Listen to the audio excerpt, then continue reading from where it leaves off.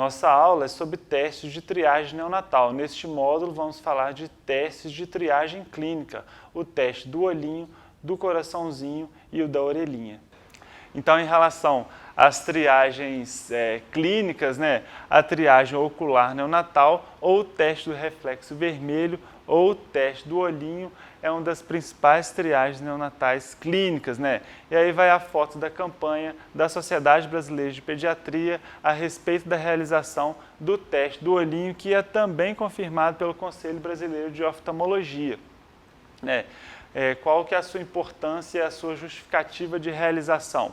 Metade das crianças cegas no mundo, elas têm cegueira por alguma causa evitável, Sendo que dessas causas evitáveis, 15%, quando diagnosticadas, são tratáveis e 35% podem ser preveníveis. E qual que é o raciocínio, então, Se eu tenho doenças de ocorrência importante, que pode levar a sequela visual, cegueira, e eu consigo fazer um teste de realização simples e que me leve à suspeita precoce de algum diagnóstico, que pode ser prevenível e tratável, indica-se, então, que ele seja realizado para todo recém-nascido. Então, todo recém-nascido, independente da idade gestacional de nascimento e do peso de nascimento, tem indicação de realização do teste do olhinho. Em relação à técnica de realização do teste do olhinho, o instrumento a ser utilizado é um oftalmoscópio direto e a gente vai perceber de uma forma normal, quando ele é feito e o teste do olhinho é normal, a gente percebe um reflexo que é vermelho, laranja ou amarelo alaranjado. Essas alterações de cor, essas variações de cor associadas à normalidade do teste do olhinho, estão associadas até à pigmentação da pele.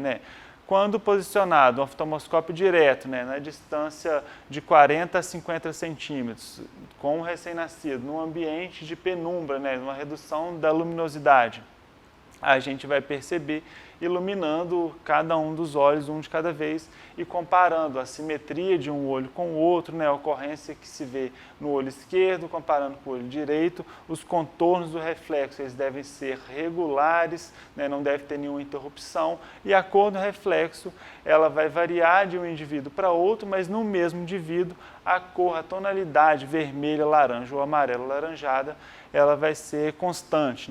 O que uma alteração no teste do olhinho pode levar à suspeita que o diagnóstico pode ser confirmado por oftalmologistas de doenças graves, como catarata, glaucoma congênito, tumores intraoculares grandes, e aí o principal que pode ser triado para diagnóstico com o teste do olhinho é o retinoblastoma, e até situações de inflamação intraoculares, coriretinites ou outro grau de inflamação, e até hemorragias vítreas. O sistema vítreo, aí dá uma foto para a gente relembrar a técnica, Então o examinador vai usar o oftalmoscópio, como ali apresentado na figura, com a mão até protegendo em relação à iluminação e levando conforto para o bebê, Porque lembrando que tem que ser num ambiente de penumbra, localizo a luz emitida pelo oftalmoscópio em um dos olhos e avalio se tem um reflexo alterado ou não.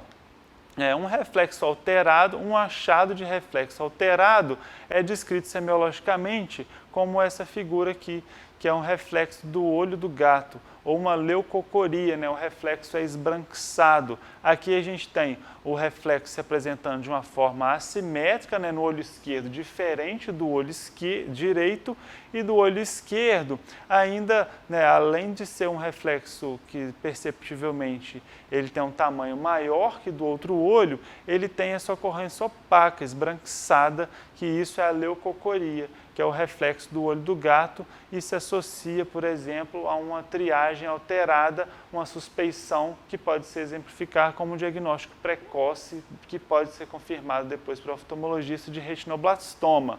E aí uma foto, o reflexo do olhinho ele foi desenvolvido através das análises dos reflexos em fotografia, com emissão de flash, um reflexo vermelho, que é o reflexo normal, o reflexo simétrico na cor vermelha, que é um reflexo normal do olho e que não leva à suspeição inicial de nenhuma doença de acometimento ocular. O teste do olhinho alterado vai indicar o encaminhamento ao oftalmologista, né? E lembrando que em relação ao recém-nascido prematuro, além de indicação, né, de se realizar o teste do olhinho, porque ele também é indicado para todo recém-nascido, indica-se para aqueles com peso de nascimento menor que 1.500 gramas ou idade gestacional menor que 32 semanas, a realização do fundo de olho para avaliação da retina em relação à sua vascularização, como sendo uma avaliação indispensável para o diagnóstico de retinopatia da prematuridade no período de 4 a 6 semanas de vida, né? Para os bebês, né, entre 1 kg e 1,5 kg de nascimento, considera-se avaliação por indicação pediátrica, né, ou de neonatologia, para os bebês que têm risco aumentado para retinopatia da prematuridade. Por exemplo, os bebês com peso de nascimento entre 1,5 kg e 2 kg, que têm broncodisplasia pulmonar, seria de indicação também que fizessem o fundo de olho com 4 a 6 semanas, para que fosse afastada a ocorrência de retinopatia da prematuridade. O teste de triagem auditiva neonatal, né, ou teste da orelhinha, também tem indicação de realização no período neonatal em relação à avaliação de possíveis recém-nascidos com risco de deficiência auditiva, né? A incidência de perda auditiva na população infantil, ela tem uma prevalência de 1 a 6 ocorrências a cada 1.000 recém-nascidos vivos normais, e essa prevalência aumenta se o recém-nascido, por exemplo, tem um risco aumentado. E esse risco aumentado, traduzido aqui, é em relação aos recém-nascidos internados em UTI neonatal. A prevalência vai aumentar de 1 a 4%, né, a cada 100 recém-nascidos que internam em UTI neonatal. Por quê? No ambiente de UTI, além de possivelmente, né, eu ter recém-nascidos prematuros, né, com peso de nascimento menor, com imaturidade auditiva associada a essa imaturidade global do recém-nascido, eu tenho insultos que favorecem a perda auditiva, né, como o uso de antibiótico ototóxico, o próprio ruído do ambiente de UTI, o ruído dos monitores, o ruído da equipe que cuida do recém-nascido, considera-se a fator de risco associado à alteração auditiva futura, né? A detecção ideal de possíveis alterações no teste da orelhinha é que seja realizada em até 3 meses de vida, para que a gente consiga o atendimento especializado no período de até 6 meses. Porque a partir de 6 meses, muito do desenvolvimento da fala, ele se associa à presença de uma audição normal ou bem próximo do normal, né? Sem déficit, porque isso pode influenciar na fala. Ele está indicado para todo recém-nascido e, preferencialmente, ele vai ser feito ainda na maternidade, entre 24 e 48 horas de vida. O teste da orelhinha não é um ato médico, na maior parte dos serviços do Brasil.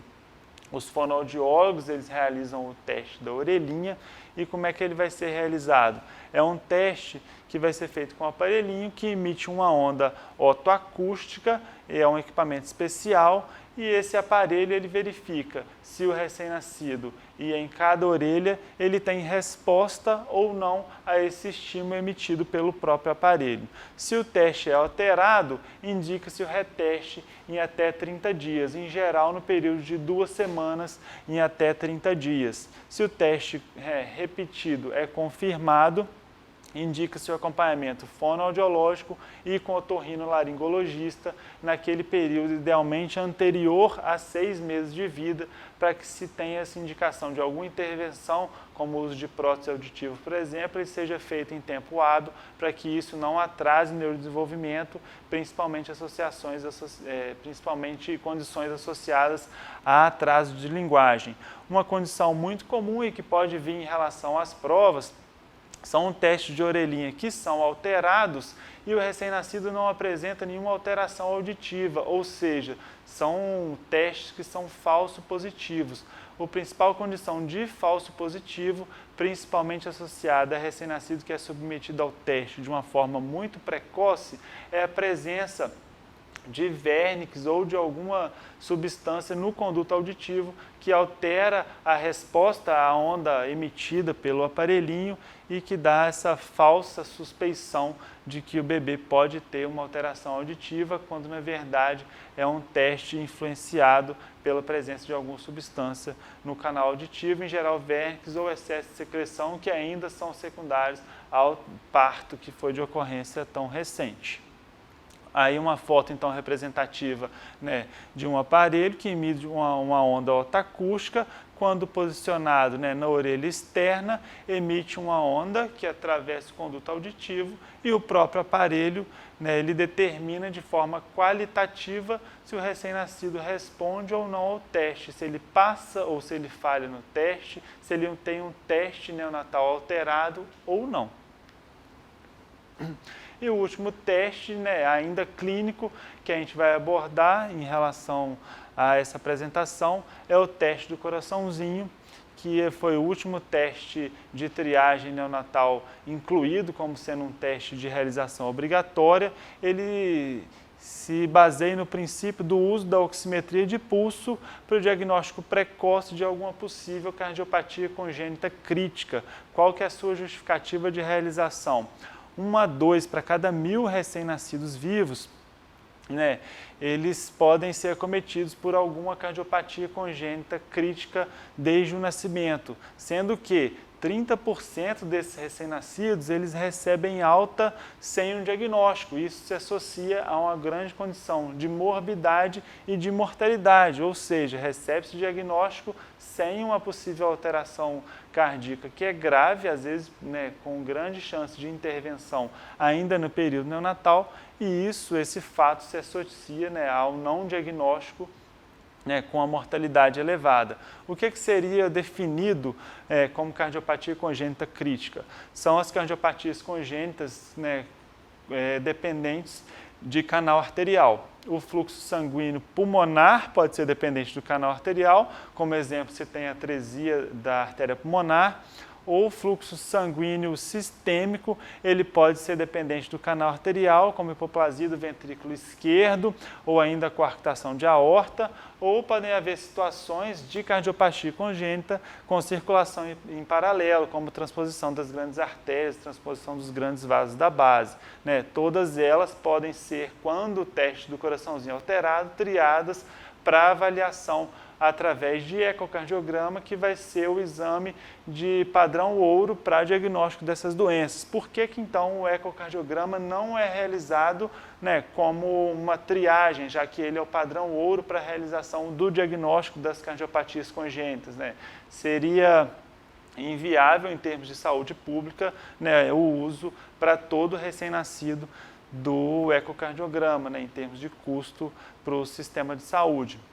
Então, a gente vai fazer o teste da oximetria, a gente vai fazer a aferição da oximetria de pulso em todo recém-nascido aparentemente saudável, né, que tenha um exame físico normal ou alterado em relação ao exame cardiovascular, que seja saudável ou não, com idade gestacional maior que 34 semanas. O teste da oximetria ele não afasta um exame físico bem realizado. Então, né, todo recém-nascido deve ter o exame físico detalhado e todos aqueles, mesmo que saudáveis ou que não têm alteração ao exame físico, devem ser submetidos à realização do teste e ele é estabelecido para os recém-nascidos com idade gestacional maior que 34 semanas. E onde que vai ser alocado o oxímetro, o sensor do oxímetro? No membro superior direito e em algum membro inferior, tanto o membro inferior esquerdo ou o membro inferior direito, né? E aí é de opção de quem está realizando o teste, né? É necessário que o recém-nascido ele esteja com as extremidades aquecidas, isso é importante, né, porque o sinal de pulso identificado pelo oxímetro, ele prescinde de uma extremidade aquecida para uma boa técnica de realização. E o monitor, ele tem que, depois de colocado, né, na extremidade aquecida, ele tem que apresentar uma onda que tenha traçado homogêneo, né? Idealmente, deve-se esperar o período de 1 minuto após a colocação do sensor do oxímetro para que apareça uma onda de traçado adequado, homogêneo, e aí a gente vai tornar a leitura da aferição do oxímetro mais fidedigna.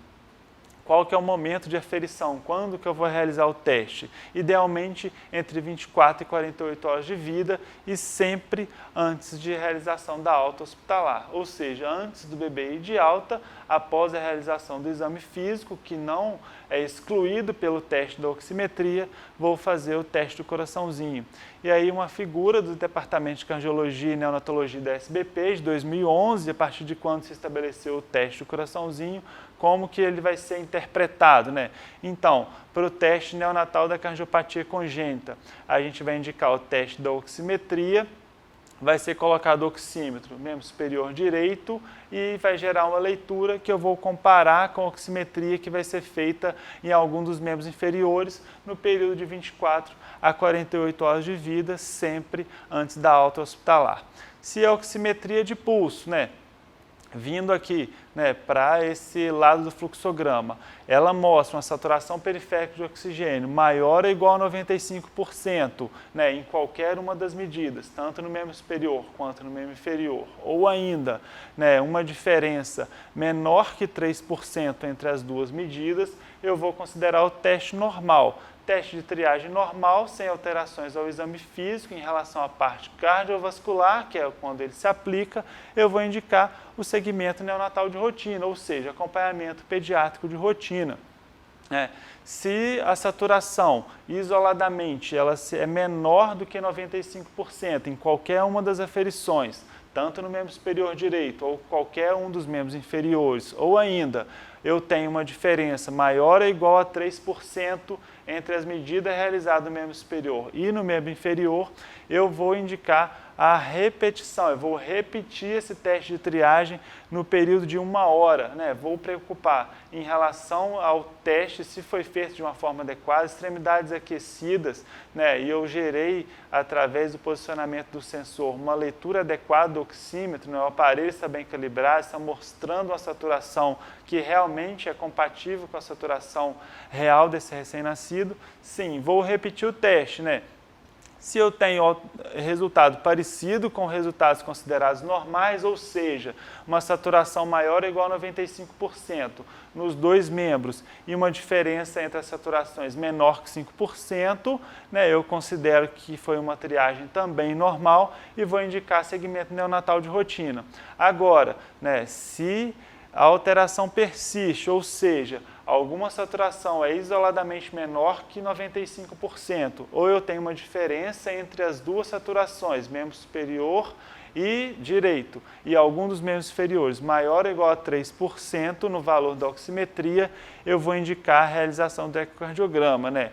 E é uma condição que é até de bom senso, né? É uma triagem para uma cardiopatia congênita crítica. Eu tenho um teste de triagem alterado, eu vou manter o recém-nascido internado, obviamente, e vou indicar a realização de ecocardiograma, que aí vai definir se há realmente uma cardiopatia congênita crítica ou uma outra cardiopatia congênita que possa, né, indicar alguma intervenção específica e um acompanhamento especializado. Assim encerramos esse módulo. Você pode reforçar o conteúdo no nosso caderno digital.